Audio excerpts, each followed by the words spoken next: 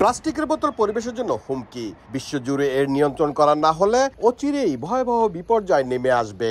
এই পরিস্থিতি মোকাবিলায় 2022 সালে ইউরোপের অনেক দেশ চালু করেছে ডিপোজিট রিটার্ন স্কিম, যেখানে প্লাস্টিকের বোতল বা ইস্পাতের তৈরি বোতল ক্রয়ের সময় বাড়তি টাকা গুনতে হয় ক্রেতাকে, যা আবার ব্যবহার শেষে ফেরত দেওয়া যায়। আয়ারল্যান্ডে গেল ফেব্রুয়ারি থেকে এই স্কিম চালু করা হয়। পুরো দেশ জুড়ে 2300 রিভার্স ভেন্ডিং মেশিন বসানো হয়, যেখানে ভোক্তা তাদের ব্যবহারের বোতলগুলো জমা দিয়ে রসিদ নিয়ে দোকান থেকেই সে অর্থ ফেরত পাবেন।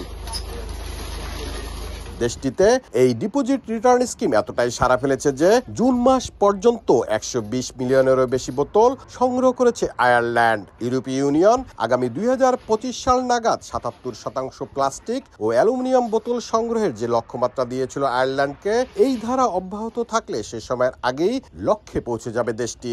আয়ারল্যান্ডে এই স্কিম সফল হওয়ায় অন্যান্য দেশও পরিবেশ রক্ষায় তাদের অনুকরণ করবে বলে মনে করেন এখানে বসবাসরত প্রবাসী বাংলাদেশিরা। অনেক ধরনের প্লাস্টিক বোতল পরিবেশের জন্য হুমকি স্বরূপ। ডিপোজিট রিটার্ন স্কিম দারুণভাবে কাজ করায় পরিবেশ বিপর্যয়ের হাত থেকে আয়ারল্যান্ড অনেকটা মুক্ত থাকবে বলে আমি বিশ্বাস করি। নগদের কাছে সব গ্রাহকই প্রিয়, তাই তো সারা দেশে ক্যাশ আউট চার্জ সবচেয়ে কম।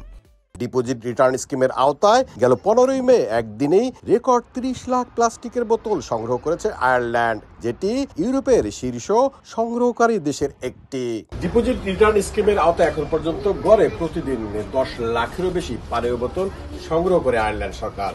আগামী বছরের ইউরোপীয় ইউনিয়নের যে লক্ষ্যমাত্রা, সেই লক্ষ্যমাত্রা পূরণ করবে তার নির্ধারিত সময়ের অনেক আগেই, এমনই ধারণা এখানের সরকারের।